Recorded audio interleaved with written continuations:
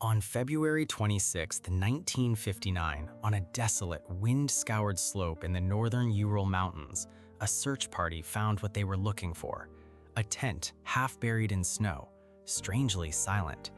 As they got closer, they saw it had been sliced open with a knife, but from the inside. It was abandoned. All around the collapsed shelter, a story was written in the snow, a line of footprints leading away from the tent and down the mountain. Some of the prints were made by bare feet, others only by socks. 9 of the Soviet Union's most experienced winter mountaineers had, in the middle of the night, run from their only shelter into the pitch-black wilderness with no coats and no boots in temperatures of -25°C. None of them came back. For the next 60 years, the Dyatlov Pass incident became a magnet for every theory imaginable: a secret Soviet weapons test, an attack by the local Mansi tribe, a terrifying encounter with a Yeti, infrasound from the wind driving them mad, UFOs, a KGB execution. The truth, finally reconstructed by Russian investigators in 2019 and published in a peer-reviewed scientific paper in 2021, is colder, quieter, and more ordinary than any of them.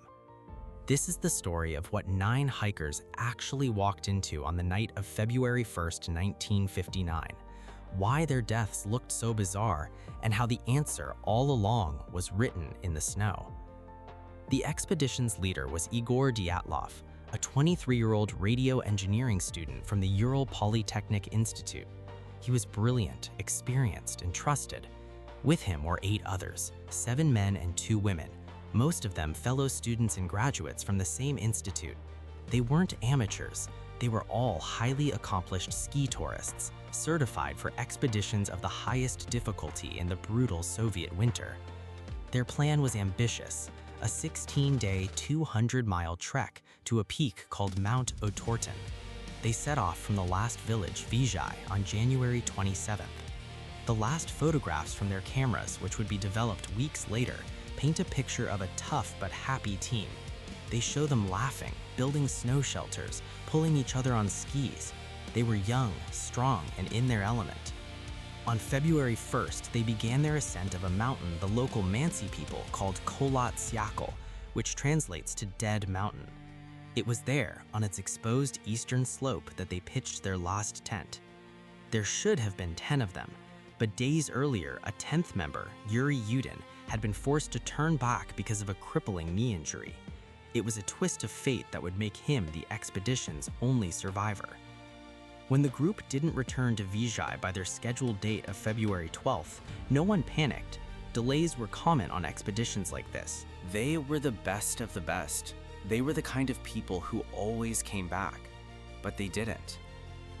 By February 26th, after families raised the alarm, the search party found the tent. Inside, their equipment, warm clothes, and food were all neatly arranged, almost untouched. This wasn't a panicked flight from a bear or an intruder. Something else had forced them out. The next day, the searchers followed the tracks a mile down the slope to the edge of the forest. There, under a tall cedar tree, they found the first 2 bodies, Yuri Doroshenko and Yuri Krivonischenko. They were stripped down to their underwear. Beside them were the remains of a small, hastily built fire. The branches on the cedar tree above them were broken up to a height of 15 feet, as if someone had desperately climbed it, perhaps for a better view or to escape something on the ground. Over the next week, 3 more bodies were found between the cedar and the tent: Igor Dyatlov, Zinaida Kolmogorova, and Rustem Slobodin. They were frozen in poses that suggested they had been trying to crawl back up the hill to the safety of the tent. Slobodin had a minor skull fracture, but the coroner ruled all 5 had died of hypothermia. It was a tragedy, but a seemingly straightforward one. Then, 2 months later, in May, as the deep snow finally began to melt, the last 4 hikers were found. They were in a ravine, buried under 12 feet of snow, not far from the cedar tree. And their injuries broke the case wide open. Nikolai Thibault-Brignolet had a massive, fatal skull fracture. Lyudmila Dubinina and Semyon Zolotaryev had crushed chests. Their ribs were shattered with a force a doctor later compared to a high-speed car crash. Yet, perplexingly, there were no external wounds, no cuts or bruises on their skin. To make it even stranger, Dubinina was missing her tongue and eyes.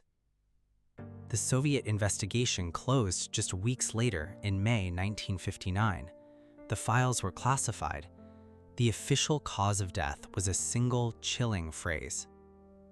The hikers had died from an unknown, compelling natural force.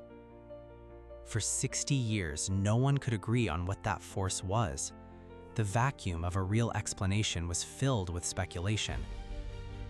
A Mansi attack? Ruled out. There were no other footprints. A secret weapons test? Possible, and traces of radiation were found on a couple of garments, but there was no blast crater, no shrapnel, no other physical evidence. The radiation was later attributed to harmless thorium from the wicks of their camp lanterns. Infrasound? Low-frequency noise from wind whipping around the mountain, supposedly causing irrational panic? An interesting idea, but completely untestable. A Yeti? A popular theory, even getting a Discovery Channel special in 2014, but not one taken seriously by investigators. The mystery endured until 2019, when the Russian Prosecutor General's office, tired of the endless conspiracy theories, officially reopened the case.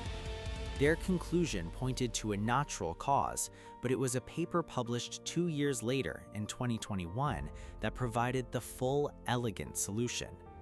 Two Swiss researchers, Johann Gaume and Alexander Puzrin, published their findings in the journal Communications, Earth and Environment. Using sophisticated simulation software, ironically, code originally developed to animate the movement of snow in the Disney film Frozen, they demonstrated exactly what happened. The hikers had unknowingly set their own trap. To shelter from the fierce winds, they had cut into the snowpack on the slope to pitch their tent. This destabilized the layer of snow just above them. Throughout the night, strong katabatic winds, dense cold air flowing down the mountain, piled more snow onto this weakened slab. Then, hours later, likely while the hikers were sleeping, a section of the slab, about the size of a large car, broke free. It didn't roar down the mountain like a classic avalanche. It was a delayed, relatively small slide that slid into the upper part of the tent. This explains the injuries. It wasn't an external attacker, it was the crushing, bone-breaking weight of compressed snow. A slob avalanche is famous for causing devastating internal trauma, fractured skulls, crushed chests without leaving a mark on the skin. This was the compelling natural force. Panicked, some injured, in total darkness, the hikers did what their training told them to do: get out immediately and move away from the avalanche danger zone. They cut their way out of the tent and fled downslope to the relative safety of the tree line. They managed to start a fire, but without proper clothing, hypothermia set in fast. The ones who climbed the tree were likely trying to spot the tent. The ones who died crawling back up the slope were making a final, desperate attempt to retrieve their gear. The last four, including the most severely injured, likely succumbed in the ravine where they were later buried by snow. And the missing tongue and eyes? A grisly detail, but a common one. It was the result of natural decomposition and scavenging animals in the wet environment of the ravine. The real story of the Dyatlov Pass incident isn't one of a government cover-up or a paranormal encounter. It's a powerful story about how the absence of an explanation will breed every explanation. 9 extraordinarily skilled and prepared young people made one small, understandable decision: where to pitch their tent for the night. That single choice intersected with a rare and fatal combination of slope, wind, and snow. The Soviet investigators in 1959 weren't lying when they blamed a compelling natural force. They just didn't have the physics, the simulation tools, or the advanced avalanche science to give that force a name.